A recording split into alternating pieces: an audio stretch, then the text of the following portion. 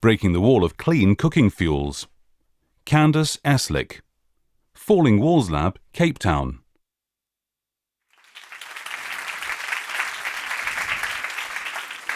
Last but not least, and don't worry, this is safe, completely safe for everyone. Right. The picture you see on the screen shows a group of women traveling home after spending several hours collecting firewood, fuel that they'll burn to cook a meal for their families. This is the reality of over 2 billion people across low-income households in the world, as they rely on polluting fuels like coal and biomass just to conduct everyday household activities like cooking and heating. And this situation is exacerbated in developing countries.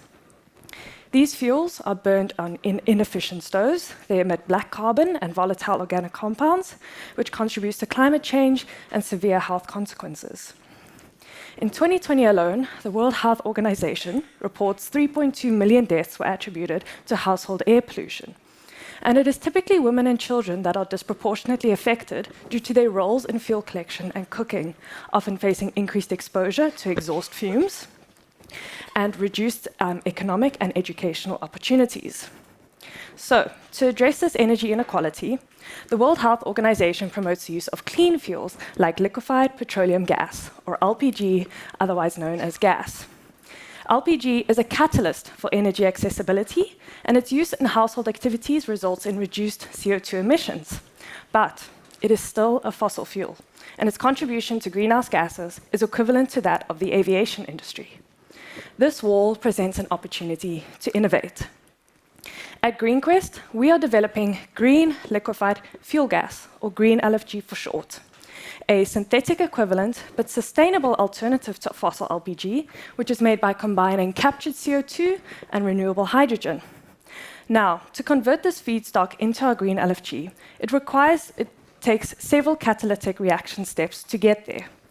And many of these reaction steps are already commercially established technologies. However, we reach a roadblock in the final reaction step, and this is something that I chose to dive into. So in our lab, we demonstrated that this reaction is possible, and we successfully optimized this reaction. We also showed that we can fully convert a renewable intermediate into green LFG. Building on this success, we scaled up from the lab to a mini plant to produce 6 kilograms of green LFG, which has been successfully tested in a conventional cook stove. As you can see in this video over here, green LFG performs identically to fossil LPG, whether you're cooking, heating, or lighting, or even just burning. So looking ahead, we're on to pilot plant scale to produce a mass amount of green LFG for field trials. And in the end, we've got the heat, we've got the energy, and now it's time to use green LFG to break the walls of clean cooking fuels. Thank you.